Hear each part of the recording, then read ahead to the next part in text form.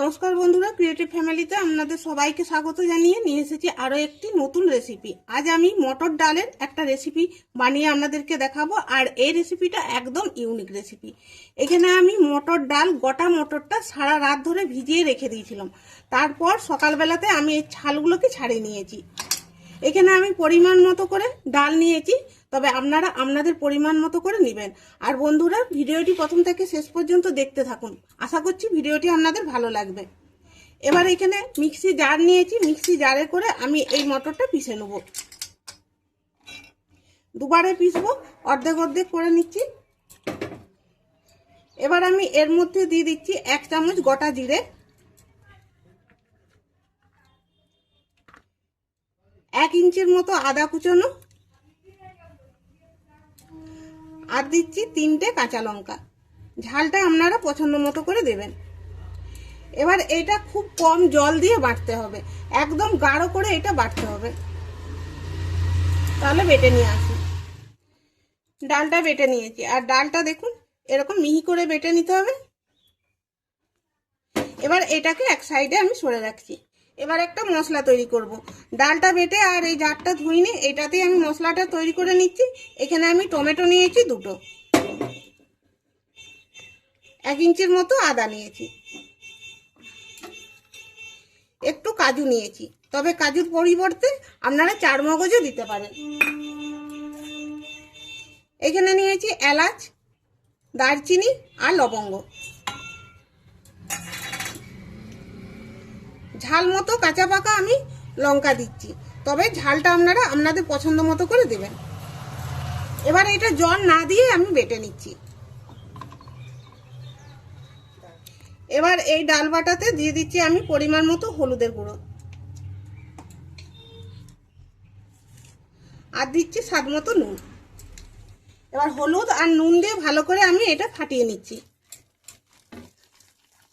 এটা কিন্তু জল দিয়ে যাবে না, এরকমই যেরকম মোটা একটা গাঢ় গাঢ় লাগছে না, এরকমই এটা থাকবে। বেশি জল দিলে এই রেসিপিটা বানাতে একটু অসুবিধা হবে।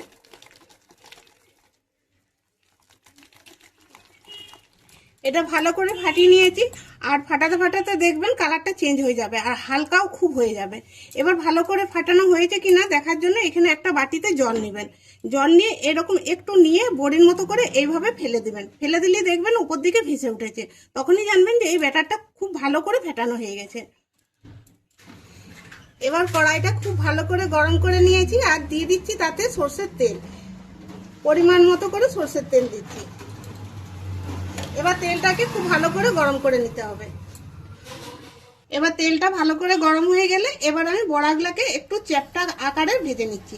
এভাবে একটু চেপটে দিচ্ছি।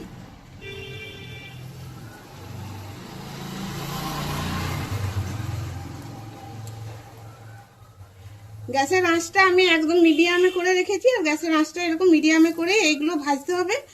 তাতে করে কি হবে, ভেতর পর্যন্ত বড়াগুলো ভাজা হয়ে যাবে সুন্দর। আর গ্যাসের আঁচটা বাড়িয়ে দিলে তলার দিকটা পুড়ে যাবে, আর ভিতরটা কাঁচা থেকে যাবে। তাতে কিন্তু এই বড়াগুলো খেতে একদমই ভালো লাগবে না।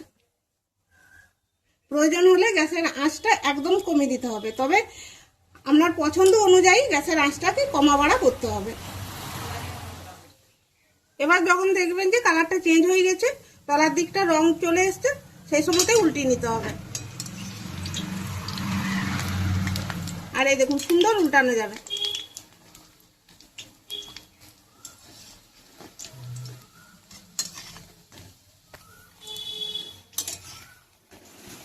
এই দেখুন 2 পিঠই আমি লাল করে ভেজে নিয়েছি। এবার এগুলো হয়ে গেছে, সুন্দর একটা কালার চলে এসছে। এবার আমি নামিয়ে নিচ্ছি। এভাবে তেলটা একটু ঝরিয়ে নিয়ে নামিয়ে নিচ্ছি। এগুলো ভাজতে খুব একটা তেল লাগেনি, দেখুন যতটা তেল দিয়েছি ভাজার জন্য, যতটুকু তেল দরকার ততটুকু তো টানবে। অনেকটা তেল দেখুন রয়ে গেছে। এবার বাকি যে ব্যাটারটা আছে একইভাবে আমি ভেজে নিচ্ছি।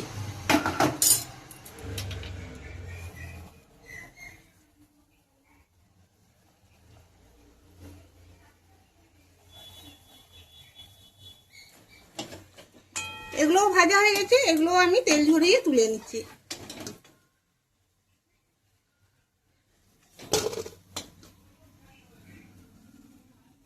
এবার এখান থেকে আমি কিছুটা তেল তুলে রাখছি। এবার পরিমাণ মতো কড়াইয়ে আমি তেল রেখেছি, দিয়ে দিচ্ছি নুন। এখানে আমি পটল নিয়েছি, তবে আমি আমাদের পরিমাণ মতো করে পটল নিয়েছি। পটলের ছালগুলো দেখুন সম্পূর্ণ আমি ছাড়াইনি, কিছুটা রেখে দিয়েছি। আর এরকম তিরছাভাবে করে কেটে নিয়েছি। এগুলো ভেজে নেব।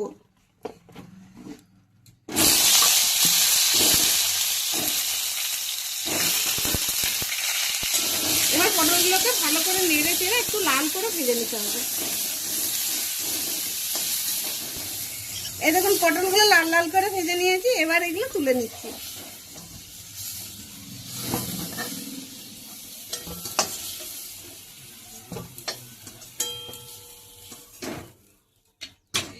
এবার এই কড়াইয়ে দিয়ে দিচ্ছি আরো একটু তেল, যে বড়া ভাজার যে তেলটা সেই তেলটাই দিচ্ছি। এবার ফোড়ন হিসাবে আমি দিচ্ছি তেজপাতা, শুকনো লঙ্কা, গোটা জিরে আর কালো জিরে। এগুলোকে ভেজে নিচ্ছি।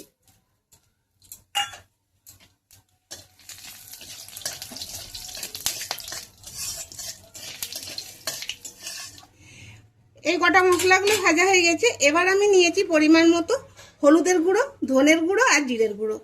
এগুলো তেলের মধ্যে দিয়ে দিচ্ছি। গ্যাসের আঁচটা এখন একদম কম করে রেখেছি।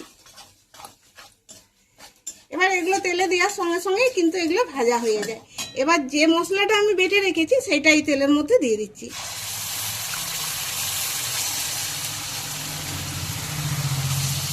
এবার মশলাটা দিয়ে একটু ভালো করে নেড়ে চেড়ে আর কষিয়ে নিচ্ছি।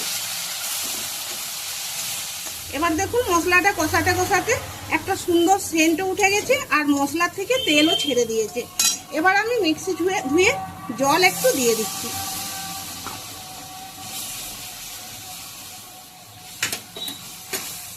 ভালো করে নেড়ে চেড়ে মিশিয়ে দিলাম। এবার ভেজে রাখা পটলগুলো দিয়ে দিচ্ছি।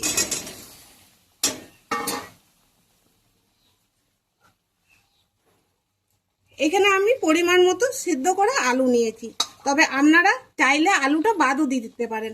শুধু পটল দিয়ে এই রান্নাটা করতে পারেন।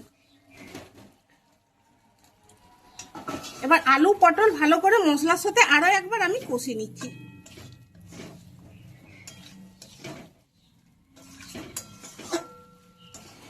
এবার এটা ভালো করে কষিয়ে নিয়েছি। এবার দিয়ে দিচ্ছি আমি পরিমাণ মতো জল।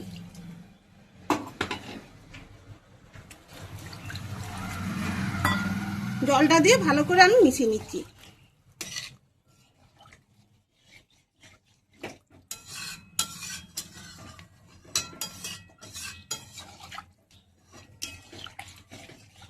এবার আমি দিচ্ছি স্বাদ মতো নুন। এবার নুনটা দিয়ে আমি একটুক্ষণ রান্না করে নেব, পটলটা একটু সেদ্ধ হয়ে যাওয়া পর্যন্ত। এবার এটা আমি মোটামুটি 7 মিনিটের মতো রান্না করে নিয়েছি আর পটলগুলো খুব সুন্দর সিদ্ধ হয়ে গেছে। এবার দেখুন বড়াগুলো যে ভাজলাম কতটা নরম হয়েছে দেখিয়ে দিচ্ছি। এই দেখুন একদম স্পঞ্জের মতো নরম হয়েছে। এই দেখুন ভিতরটা দেখুন কতটা ফাঁপালো হয়েছে। এবার আমি এই বড়াগুলো ঝোলের মধ্যে দিয়ে দিচ্ছি। এই বড়াগুলো ঝোলের মধ্যে দেওয়ার পর আরও আমি 2 মিনিট রান্না করে নেব, যাতে করে বড়ার ভিতরে ঝোলটা ঢুকে যায়। তাতে করে কি হয়, খেতে খুব সুন্দর লাগে। এটা 2 মিনিট রান্না করে নিয়েছি। অল্প একটু চিনি দিচ্ছি, তবে আপনারা চাইলে চিনিটা বাদও দিয়ে দিতে পারেন, তবে দিলে কি হয় খেতে খুব সুন্দর লাগে। 1 চামচ দিচ্ছি গাওয়া ঘি। আমি এখানে ধনেপাতা ব্যবহার করছি না, তবে আপনারা চাইলে ধনেপাতা এতে দিতে পারেন। এবার ভালো করে নেড়ে নিচ্ছি আর গ্যাসটা অফ করে দিচ্ছি। এটা একদম রেডি হয়ে গেছে। বন্ধুরা আজকের এই রেসিপিটি ভালো লাগলে একটা লাইক দিয়ে চ্যানেলটিকে সাবস্ক্রাইব করে রাখবেন এইরকম নিত্য নতুন রেসিপির ভিডিও পেতে, যা সবার আগে আপনাদের কাছে পৌঁছে যাবে। বন্ধুরা নিরামিষ দিনে গরম ভাতের সঙ্গে দুপুরবেলায় এইরকম রান্না থাকলে আর কিচ্ছুটি লাগবে না। এইটা দিয়েই 1 থালা ভাত খাওয়া হয়ে যাবে। একবার বাড়িতে আপনারা এইভাবে বানিয়ে দেখুন, খেতে এতটাই সুন্দর লাগে যে একবার বানিয়ে খেলে আপনাদের ইচ্ছে করবে এটা বারবার বানিয়ে খায়। বিশেষ করে যারা নিরামিষ খেতে পছন্দ করেন, আশা করছি তাদের ভালো লাগবে এই রেসিপিটা।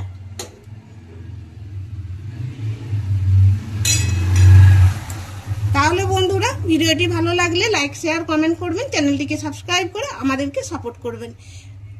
সবাই ভালো থাকুন, সুস্থ থাকুন, দেখা হবে আবার পরের ভিডিওতে। ধন্যবাদ।